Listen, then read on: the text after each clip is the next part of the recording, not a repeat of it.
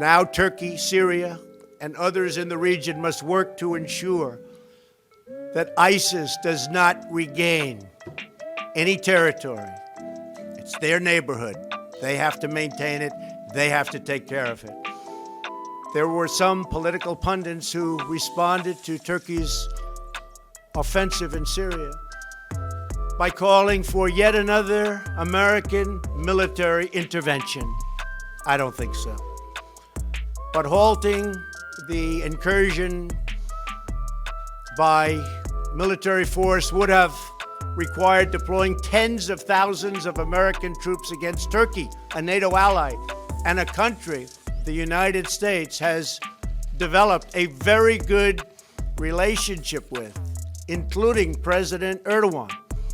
The same people that I watched and read giving me and the United States advice were the people that I have been watching and reading for many years.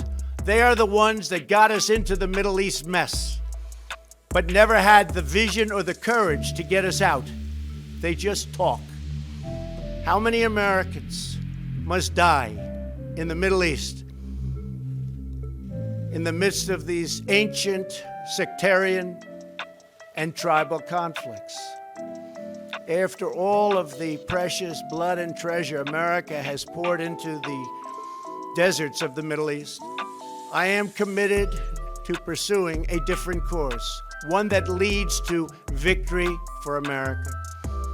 On this episode of Just Informed Talk, President Trump standing firm in his position that he is going to end the endless conflicts in the Middle East, and he is starting in Syria. We're going to take a closer look at what is happening there, and we're going to take a closer look at what happened in Benghazi on September 11, 2012. We have insiders who were there in the command centers that day who know there was an order to stand down. We're going to talk to some of them, and we're going to figure this out, and we're going to look at some other breaking news stories. So you guys are going to want to stick around to check this out and a whole lot more. Hi, I'm Craig, and welcome to another episode of Just Informed Talk. Boy, do we have an incredible episode here for you today. If you guys haven't, come here, click the big red subscribe button, make sure you hit the bell for notifications so you get notified when these videos get posted. We always check the Q board. 3570 is the last post. August 1st was the last Q drop, and we're still in a holding pattern.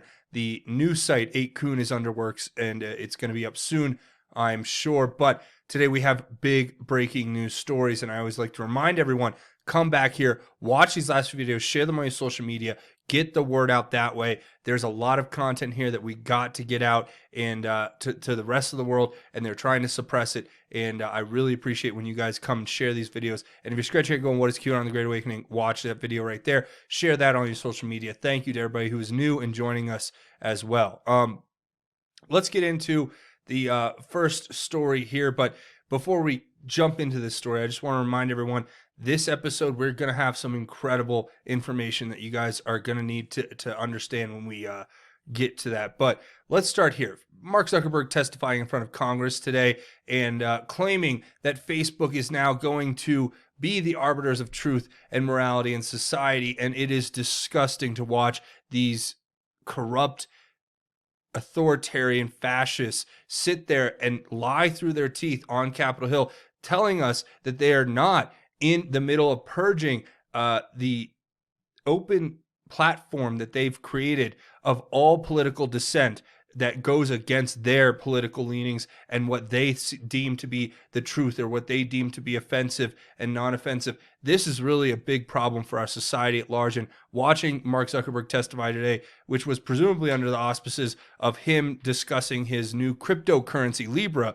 which, I mean, the more I watch Mark Zuckerberg, the more I'm pretty convinced that he's just basically some kind of cardboard stamp cutout Bond villain that was created by these created by the government that is now trying to harness him back in, and he's like some evil guy. He only needs is one of those twirly mustaches and a white Persian cat, and I'm sure he would be great in one of those roles. But this is really it's not a joke. Right? You have Facebook removing whole pages, millions and millions of people from having the ability to participate in the national dialogue. And they're doing all of this systematically, bit by bit, as we go into the 2020 election. And that's why we have to keep calling this out for what it is. And that's why I start with this story, because it's relevant to what was happening on Capitol Hill today with the testimony of Mark Zuckerberg and the way that, there used to be a standard for free speech, and there was an established standard that was set in the Supreme Court. And now what we're seeing is these big tech companies who have decided that now they control so much of the dialogue that is in our political discourse in America, but they have no accountability to the rule of law. And if you notice something, one of the most telling things is when you hear Mark Zuckerberg use phrases like freedom of expression instead of freedom of speech.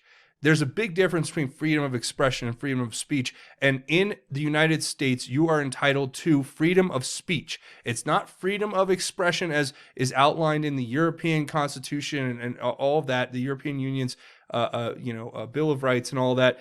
It's different. It's 100% different. And Facebook is continually, along with other big tech companies, violating our freedom of speech in this country by deplatforming, disappearing people digitally off of their platforms. They are violating the freedom of speech protections in the Constitution and in the Bill of Rights. And it's fundamentally got to change. And we have to keep on top of this, which is why I bring it up now. And never ever forget, Facebook is LifeLog. LifeLog is Facebook. They're one and the same thing. Listen to this. This is something Q told us a while ago, February 4th, 2004. Pentagon kills LifeLog project. The Pentagon canceled its so-called LifeLog project, an ambitious effort to build a database tracking a person's entire existence. Run by DARPA, the Defense Department's research arm, LifeLog, aimed to gather in a single place just about everything an individual says, sees, or does. The phone calls made, the TV shows watched, the magazines read, the plane tickets bought, the emails sent and received. Out of this seemingly endless ocean of information, computer scientists would plot distinctive routes in the data, mapping relationships, memories, events, and experiences.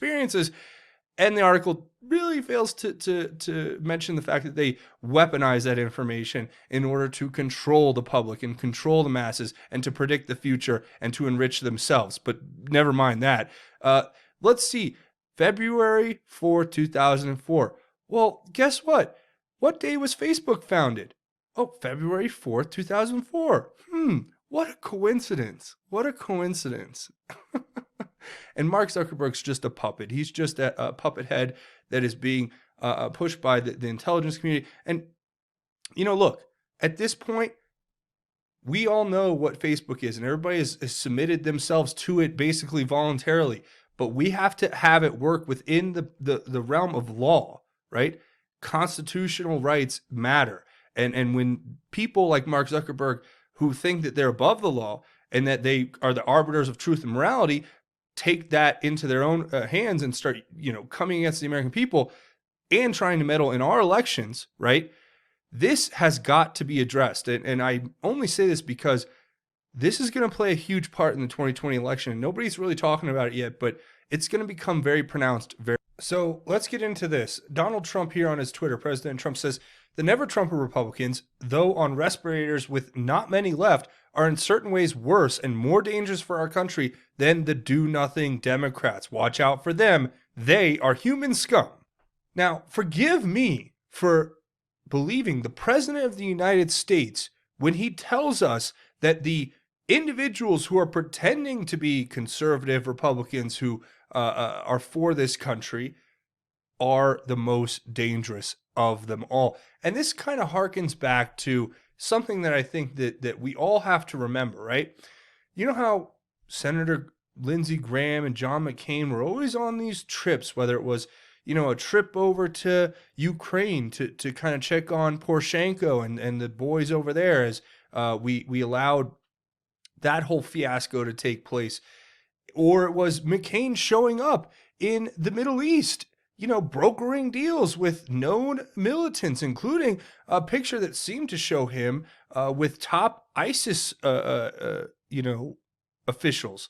So there's really always been this question of what is the shadow diplomacy? What is this underhanded, back channel, backdoor diplomacy, foreign policy that we were deploying globally? What was it all about? Well, if you start to understand how it all ties together, maybe you'll start to understand how this comment that President Trump has made is the most important one I think that we can take away from, just let's say today, because there's always a lot of content to put down. But President Trump's coming forward and saying that there are snakes in the grass who are always going to be trying to undermine President Trump, and they're going to keep coming forward as we get closer and closer to the 2020 election, because a lot of these people were involved in things that we're going to uncover. Okay. And that's something that they can't stand. I mean, you hear people like Rand Paul saying, there are GOP senators out there who have a higher allegiance to the deep state, unelected bureaucratic deep state, than they do to the president of the United States, the commander in chief, the top chief executive. And that in and of itself is what is the most disturbing part of this all, right? And we're going to continue to see these kind of exhibits by people who are trying to prove themselves as being worthy of being in Congress. And great. Today, the GOP senators or House representatives, I believe, decide to go storm this SCIF meeting. Okay, so Schiff's in a SCIF in the basement.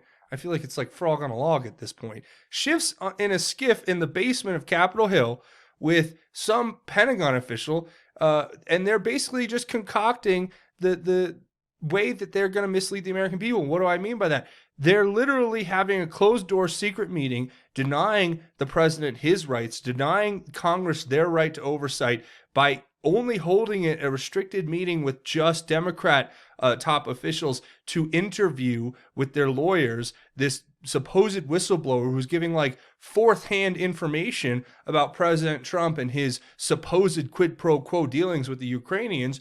I mean, you have to understand, this is a part of their tactic, right? Schiff gets this person, the whistleblower or whatever, or whoever, into this basement room in Capitol Hill, right? Then that is obviously confidential, restricted information, whatever you want to call it. Then they go out and say, I have very damning evidence against the president that he is probably involved in a very, very complex Ukrainian conspiracy, which is exactly what they did for 2.5 years with the Russian thing, by the way. So they're just recycling the same tactic. But what they weren't expecting is that President Trump would release the transcript. So now we have the actual transcript of the phone call. We know there was no quid pro quo, yet somehow we're still going forward with an impeachment, but they're not calling for a vote on that impeachment. So we either have a yay or a nay, which if we did do that, then you would have, the other side afforded their due rights, such as the right to due process and to have discovery and to do all the things you would have to do to investigate this fairly. No. They're all about secrecy. And the very word secrecy in a fair and open society is repugnant, as I'm paraphrasing that quote, but I think it's really important. Just as this story is really important, James O'Keefe coming forward, exposing CNN.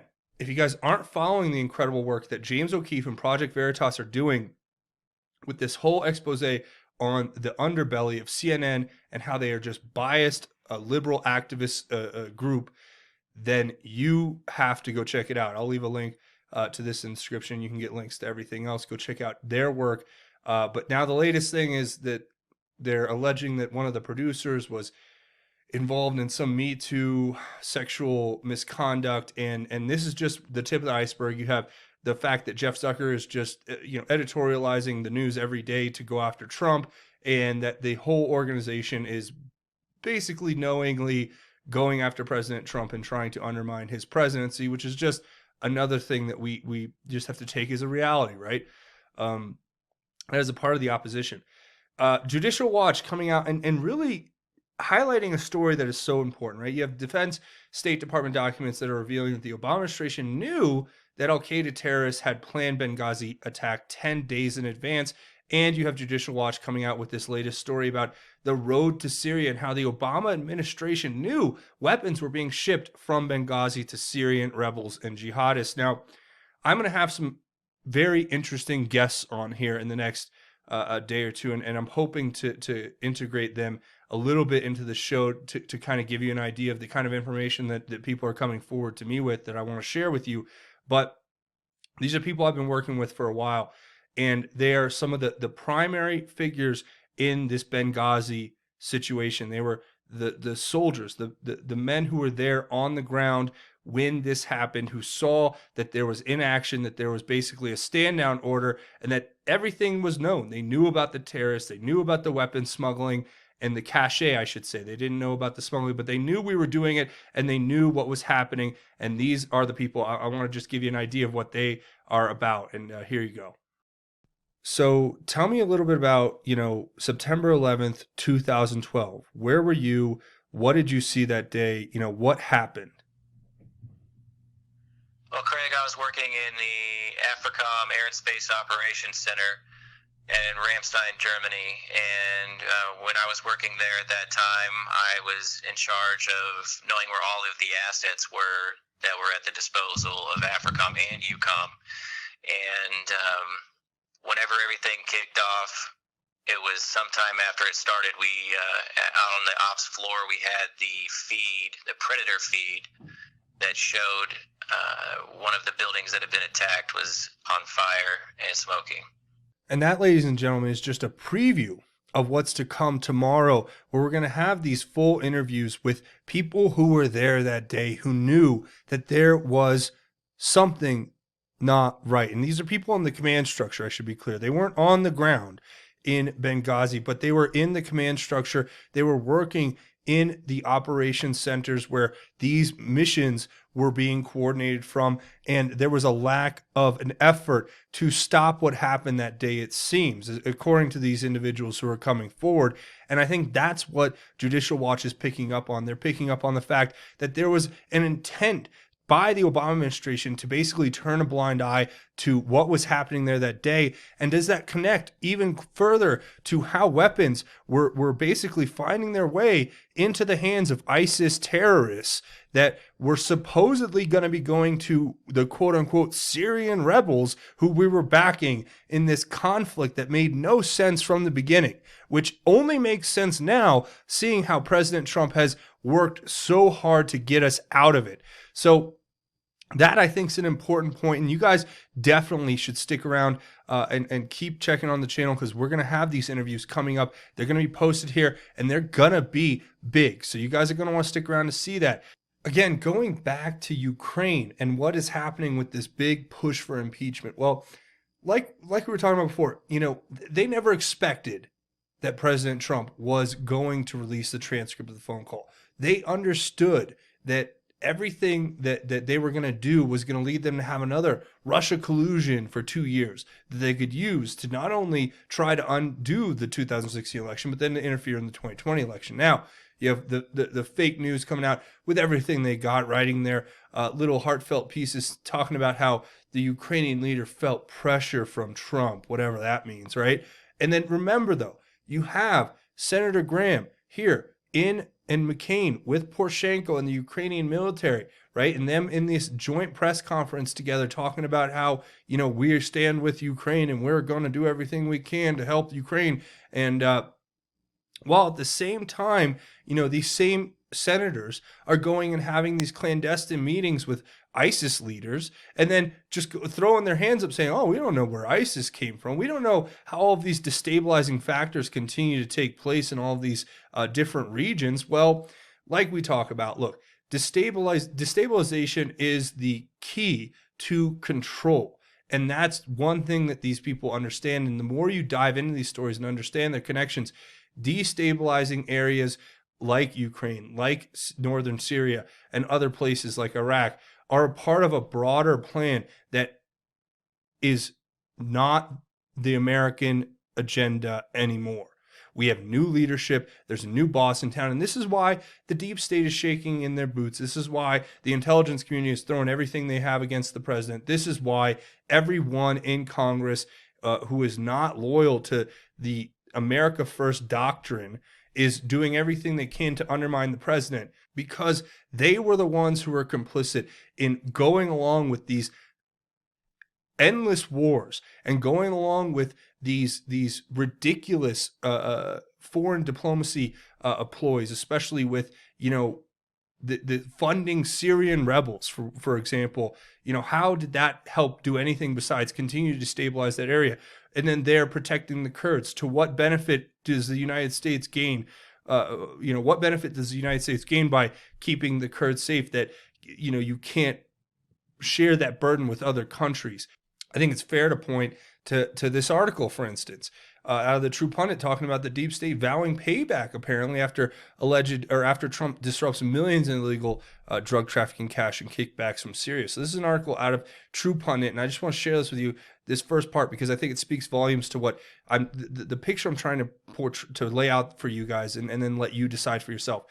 It says, high-placed federal law enforcement sources dropped a bombshell claiming the renewed push to impeach the president is rooted in part in President Trump's move to pull the United States out of the conflict in Syria and stop untold millions in dirty cash from flowing into the deep state's pockets. Quote, this isn't about the Kurds, it's about the cash, one FBI source said, and that cash is no chump change. It's millions and millions of dollars flowing into the coffers of crooked politicians and deep state pockets worldwide. Federal sources paint a dark picture here, alleging crooked politicians and their benefactors are fuming. For years, it is alleged deep state players have been raking in millions in illicit profits through the manufacturing and distribution of narcotics in Syria, but that profitable network could stop producing its riches for U.S. players if the ceasefire Trump negotiated continues and if Trump's plan to remove U.S. personnel from Syria commences. So, again, this is just one example of the kind of operations that are being allegedly pushed behind the scenes. And then you have to ask yourself, well, why would they be mad that President Trump is trying to stabilize that region and to bring peace and to allow the Kurds to have this safe zone and all of these things? Well, it's because, as it says here, it's disrupting a huge global network of illegal activities, from drug trafficking to human trafficking and the rest. So, allegedly. Just to throw it out there. But you have the people on the ground, such as this military leader who is the leader of the Syrian Kurds, thanking President Trump for the permanent ceasefire because they understand the effect it's actually going to have on the people who are there. And that's what matters. And that's what we have to remember and continue to remind ourselves of, is that this is about the people. It's about saving lives. It's not about, and it's also, I guess, about shutting down these global trafficking lanes and shutting down the global, deep state cabal that is trying to undermine our country and have tried to sell us out to the Chinese. They've sold our technology to who knows, at the highest bidder, really. And they've tried to undercut us at every point that they can. And now we are standing up against it. And that's what scares them the most. So that's where I'm going to go ahead and wrap it up. I'm going to go ahead and leave it there because there's so much more to cover, and we're going to get into it in future episodes. But thank you guys for watching. A few more things before you go. Come here, click the big red subscribe button if you haven't. Make sure you hit the bell for notifications and watch these videos, share them on your social media. Also, I want you guys to leave your thoughts, theories, and insights below. I want to hear what you guys have to think about all of this. I'm very interested to hear your takes on what we're talking about here on the channel. Go check out my Twitter page at JustinFormedU is the handle. JustinFormed Talk, the official Twitter page. You can come get my funny, hilarious, clever, thought-provoking tweets, and we can have a conversation outside the channel. Also, check out JustinFormedNews.com, where you can get the latest links to the Q stuff, links to different news sites, links to breaking news, and of course, the latest videos from the channel. I encourage you to go check those out and watch those on your own time. Don't forget to be brave. Download the Brave browser. It's a product I use, I endorse, I love. It blocks all the ads. It makes your internet experience that much easier, and it helps the channel when you use the link in the description to download it. What do? You go down, you click the link in the description, you click this button to download Brave, you run it just like you would Google Chrome or Mozilla Firefox or Windows Internet Explorer. It's an internet browser, but it blocks the ads, and it's a great product, and they make a contribution to the channel when you download from there. So use the link, download it, install it, and then run it like you would any other internet browser. I encourage you to check that out. Also, you can support this channel by checking out the link in the description and going over to redpillliving.com, where you can get a whole suite of products that are meant to get you healthy. I know that me and my family, we love Carbon 60. We use it pretty much on everything, and it's a great, and it's a great supplement that gets you feeling great. And there's other great supplements here. You can get iodine, turmeric, vitamin C, this chelation therapy cream. You can get everything that you need. Go check out redpillliving.com. Use the link in the description, and that supports the channel. Use the coupon code JUSTINFORMED to get a discount of 10%, and go to redpillliving.com/justinformed if you want to help the channel out. Also, a couple other ways you can help out are both financial. You can come over here to Patreon, patreon.com. If you want to make a monthly donation, just come here, sign up, and become a patron. That helps the channel out big time. Also, and remember, it's a monthly donation, and you just set it and forget it. Know you're helping create content on this channel on a regular basis. Also, I have a GoFundMe set up if you want to make a one-time or anonymous donation. That all helps. Thank you so much for your support. And with that being said, I'm going to go ahead and say we're going to end with the segment that ties all of this together, and that's God's Grace is Greater, where we talk about God's grace and how it is truly greater. And I found a very powerful message about praying for us all. So not just praying for me, but praying for all of us together, and how we're in this together. And this is the sentiment I want to share with you to close. This is from 2 Thessalonians chapter 3, verse 1 through 4 or 5. And it says, "Finally, pray for us, brothers, that the Lord's message may spread rapidly and be honored, just as it was with you, and that we may be delivered from wicked and evil men, for not all have faith. But the Lord is faithful. He will strengthen and guard you from the evil one. We have confidence in the Lord about you, that you are doing and will do what we command. May the Lord direct your hearts to God's love and Christ's endurance." And that's a pretty self-explanatory message. It's a call for us all to remember that what we're doing is for God. And we are trying to spread God's love, spread God's message, to put that out into the world, because it is the most important message. It's what's going to help us win this battle between good and evil, light and dark. We are the good. We are on the light side. We are coming to help deliver those by being who are falling, by being righteous, by living good lives, by putting our full faith in God and remembering God's love and Christ's endurance as we go through these different times of trial and these different times of tribulation. We have to remember that our whole lives are building to this point where we can only seek the strength that is in the Lord to rebuke the evil one, to remember that there's evil and wicked all around us, for not all have faith. But the Lord is faithful. The Lord is faithful in you. The Lord is faithful in me. And he expects us to take that faith that he gives us and puts in us, and to spread it out into the world, and to remind everyone that God's grace is truly greater. And that's where I'm going to go ahead and leave it. I want to say thank you guys for watching this episode of Just Informed Talk. As always, come here, click the big red subscribe button if you haven't. Make sure you hit the bell for notifications in. Headbutt it, tap it, bop it, or fist bump it. Hit the like button if you guys like this content and want to see me make more. That's going to be it for me. Thanks for watching Just Informed Talk. My name is Craig. Godspeed and God bless each and every one of you, Patriots.